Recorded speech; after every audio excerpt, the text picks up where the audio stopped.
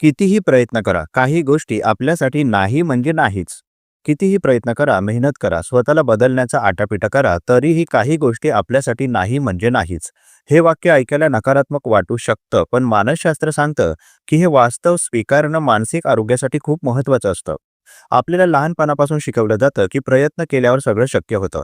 प्रयत्न करा, हार मानू नका, चिकाटी ठेवा. हे बऱ्याच गोष्टींसाठी खरंही आहे. पण मानसशास्त्र असंही सांगतं, की प्रत्येक व्यक्तीच्या मर्यादा, क्षमता, स्वभाव, परिस्थिती आणि मानसिक रचना वेगळी असते. त्यामुळे सगळ्यांसाठी सगळंच योग्य असतं असं नाही. संशोधनानुसार सतत एखादी गोष्ट मिळवण्याचा अट्टाहास करणे आणि ती मिळत नसतानाही स्वतःलाच दोष देत राहणे यामुळे दडपण, चिंता आणि डिप्रेशन वाढू शकतो. याला कॉग्निटिव्ह रिजिडिटी म्हणजेच विचारांमध्ये अडकून पडणं असं म्हणतात. जेव्हा आपण एखाद्या गोष्टीला सोडायला तयार नसतो, तेव्हा आपलं मन सतत त्याच गोष्टीभोवती फिरत राहतं. उदाहरणार्थ, काही लोक नात्यांमध्ये खूप प्रयत्न करतात. समोरची व्यक्ती बदलावी, समजून घ्यावी, प्रेम द्यावं यासाठी ते स्वतःला पूर्णपणे झिजवतात. पण मानसशास्त्र सांगतं की जिथे आदर, सुरक्षितता आणि परस्पर समज नाही, तिथे कितीही प्रयत्न केले तरी समाधान मिळत नाही. अशा वेळी हे नातं माझ्यासाठी नाही हे स्वीकारणं कमकुवतपणाचं लक्षण नसून भावनिक परिपक्वतेचं चिन्ह असतं. तसंच करिअरच्या बाबतीतही होतं. प्रत्येक व्यक्ती सगळ्याच क्षेत्रात यशस्वी होऊ शकत नाही. काहींची बुद्धिमत्ता ॲनालिटिकल असते, काहींची क्रिएटिव्ह, तर काही इमोशनली स्ट्रॉंग असतात, तर काही प्रॅक्टिकल. मानसशास्त्रात मल्टिपल इंटेलिजन्स थेअरी आहे, जी सांगते की बुद्धिमत्तेचे प्रकार वेगवेगळे असतात. त्यामुळे एखादं क्षेत्र तुमच्यासाठी नाही हे लक्षात आलं, तर ते स्वीकारणं म्हणजेच स्वतःची ओळख पटवणं होय. संशोधन असंही सांगतं की ॲक्सेप्टन्स ही कॉपिंग स्ट्रॅटेजी आहे. ॲक्सेप्टन्स म्हणजे हार मानणं नव्हे, तर वास्तव ओळखून पुढे जाणं. जेव्हा आपण एखादी गोष्ट स्वीकारतो की हे माझ्यासाठी नाही, तेव्हा मनावरचा ताण कमी होतो. मनातला संघर्ष थांबतो आणि त्या ऊर्जेचा उपयोग आपण आपल्या क्षमतेनुसार योग्य दिशेला करू शकतो. बऱ्याचदा समाजाची अपेक्षा आपल्याला चुकीच्या गोष्टींमध्ये अडकवते.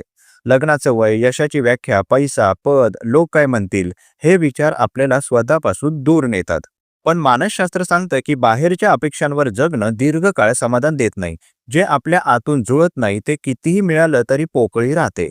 काही गोष्टी आपल्यासाठी नाहीत याचं आणखीन एक कारण म्हणजे टायमिंग. काही गोष्टी योग्य असतात पण त्या वेळेला नाही, आणि काही गोष्टी कायमच योग्य नसतात. हे ओळखण्याची क्षमता म्हणजे इमोशनल इंटेलिजन्स.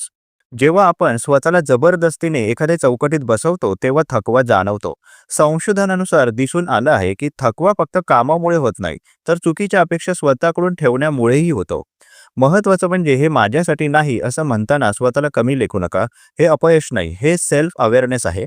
प्रत्येक नाही मागे एक वेगळा हो लपलेला असतो, पण तो दिसण्यासाठी आधी चुकीच्या गोष्टी सोडाव्या लागतात. मानसशास्त्र असं सांगतं की जे लोक गोष्टी सोडू शकतात तेच लोक पुढे जाऊ शकतात. लेटिंग गो ही कमजोरी नाही, तर मानसिक ताकद आहे. ज्या गोष्टी सतत वेदना देतात, स्वतःची किंमत कमी वाटायला लावतात, अशा गोष्टी आपल्या नाहीत हे मान्य करणं हे स्वतःवर प्रेम करण्याचं एक रूप आहे. शेवटी इतकंच लक्षात ठेवा, प्रयत्न करणे महत्त्वाचे आहे, पण स्वतःला ओळखणे त्याहून जास्त महत्त्वाचं आहे.